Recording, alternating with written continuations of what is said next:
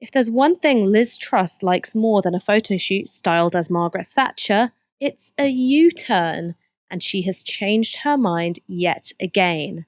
This time, it's about her promise that there'll be no handouts for families struggling with the cost of living crisis this autumn and winter.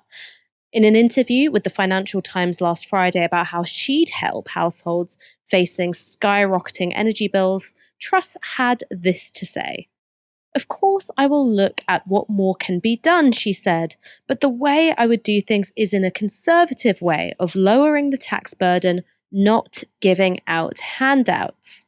The FT reported Truss already promised to reverse an increase in national insurance rates introduced by her leadership rival and former Chancellor Rishi Sunak, as well as a temporary removal of green levies from energy bills worth about £150 per household each year. So that's pretty unequivocal. No payments to impoverished households, just tax cuts, which will disproportionately benefit corporations and the already wealthy. And the language used here is pretty revealing as well. By framing state support for cost of living as a handout, the spectre of welfare stigma rears its ugly head. Now, that kind of thing might have gone down well in the heyday of Benefit Street and Little Britain. But with average energy bills increasing to over £3,500 this October, the public mood is very different. Polling published by YouGov for The Times shows that UK voters want the next Prime Minister to prioritise controlling inflation over cutting taxes. This graph says, which of the following do you think is more important for the next Prime Minister to do? Getting inflation under control, 64%, reduce people's taxes, 17%, neither, don't know, 20%. So according to this, 2/3 of voters believe the government would be wrong to prioritise tax cuts over tackling the cost of living, which is obviously bad news for the Liz Truss campaign. Rishi Sunak has taken full advantage of Liz Truss's failure to read the room. He wrote in The Sun this morning, "Families are facing a long, hard winter with rising bills. Yet Liz's plan to deal with that is to give a big bung to large businesses and the well-off, leaving those who most need help out in the cold. Worse still, she has said she will not provide direct support payments to those who are feeling the pinch most. We need clear-eyed realism, not starry-eyed boosterism. That means bolder action to protect people from the worst of the winter. I have the right plan and experience to help people through. Sun readers can trust me to step in as I've done so before to help those who need it most." Rishi Sunak's polling still languishes behind Liz Truss when it comes to the leadership race. But it's very interesting that despite marketing himself as a hard-nosed deficit hawk to the Tory party membership, he's pitching himself to the public as Captain Furlough, helicopter money hero. And watching their candidate get hauled over coals for the handout remark forced the Truss team to make yet another screeching U-turn.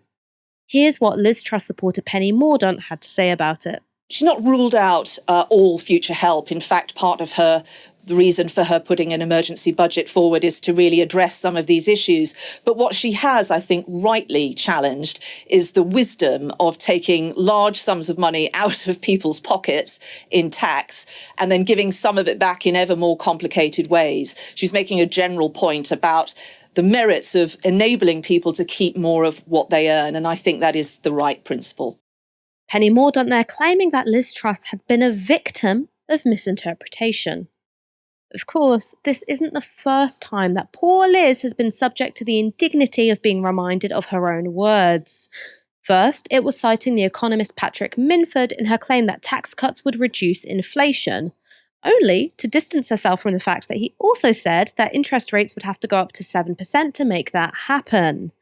And look, this guy is pretty fringe even in right-wing circles. Patrick Minford also claimed that statutory minimum wage would cause unemployment to rise by millions, and that a no-deal Brexit would have boosted the UK economy by £135 billion a year. Then there was the regional pay boards idea.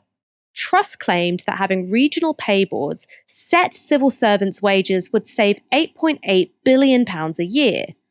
But It turns out that would only work if it applied to the whole of the public sector. So basically, that would mean cutting the pay of nurses, teachers, and social workers outside of London. Great idea. After going public with a policy on Monday last week, it was unsurprisingly scrapped by Tuesday. So, you may be wondering why the Truss campaign seems to fling out any old policy idea only for her supporters to come scurrying out to clean up the mess they cause.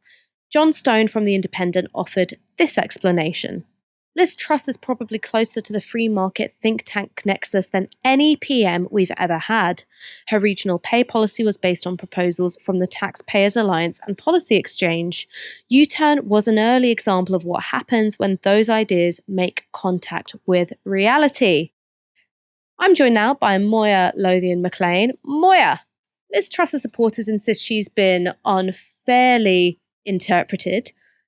Do you buy it? Not at all. I don't buy that Liz Truss is being misinterpreted for a second. The truth is that she doesn't really have a clue. As John Stone pointed out, she's got really close links with these think tanks who are pretty fringe and is certainly funneling their ideas into the mainstream, which I think is partly because, as we've talked about, she's so desperate to be seen as this new coming of her idol, Margaret Thatcher, but she wants to put her own special brand of innovation into politics. And what that means is because she lacks, I think, the ability to actually innovate or come up with ideas that really would serve the general populace, instead we're left with these really crazy sort of policies and more throwing stuff at the wall and hoping it sticks. She seems to have even less of a grasp on economics than I do, and I did humanities at university. So if even Rishi Sunak, Mr. Fiscal Responsibility himself, is unequivocally criticising her unwillingness to support the public against the oncoming disaster, then you know it's bad. It's also very rich of Rishi Sunak to say this, as he brought in a tax cut last year for bankers, which will save them billions and take that same amount of the public purse. What I think is most glaring about this race, though, is how disconnected both of these candidates are from the ground. For example, at the weekend, I was out and about and I was sat near this group of pensioners, prime Tory sort of voting base, and they were all talking about how deluded Liz Truss was and that you couldn't trust her as far as you could throw her. And they also spoke about the lack of support and the cost of living crisis. Economic insecurity is high on everyone's agenda. That is what keeps the Conservatives voting base coming back to them again and again and again. And if Liz Truss can't deal with that, then she will soon enough discover the results of being unable to properly tackle the cost of living crisis at the ballot box. The problem is what kind of damage she might have done in the meantime. I think these things will come back to bite her, but in the short term, a lot of people will suffer when very likely she becomes the next prime minister. Putting tax cuts before controlling inflation is really unpopular with the country, although she's still doing really well with the membership. So, do you think that we're going to see the next government's policy agenda effectively being dictated by the libertarian nerds of 55 Tufton Street? Well, it's difficult to say, because I think what will happen is she'll propose these ideas. But as we've seen, there'll be U-turn after U-turn, because the Conservatives above all else care about electability. Something that was quite interesting in recent polling about the Conservative membership is that even though they overwhelmingly support Liz Truss to be their next leader, over 50% of those polled in a Times poll said that they didn't think the next Conservative leader would win an election.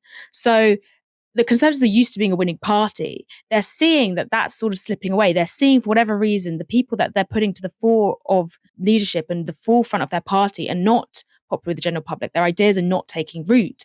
And people are starting, I think, to drift away. However, recent polling again came out today that said maybe Liz Truss would have a lead over Keir Starmer. So unless something like Labour puts forward a real credible alternative, we could be looking at, once again, people just not turning out to vote and Liz Truss winning by default in the next election. But I think in terms of policy and Tufton Street, these ideas will come through, there'll be a huge backlash and there'll be a U-turn. There'll be some sort of a compromise in the middle, which benefits absolutely no one. But I don't think we'll see the unequivocal policy come through for a while, simply because it's so unpopular and because it sounds so bat crap crazy.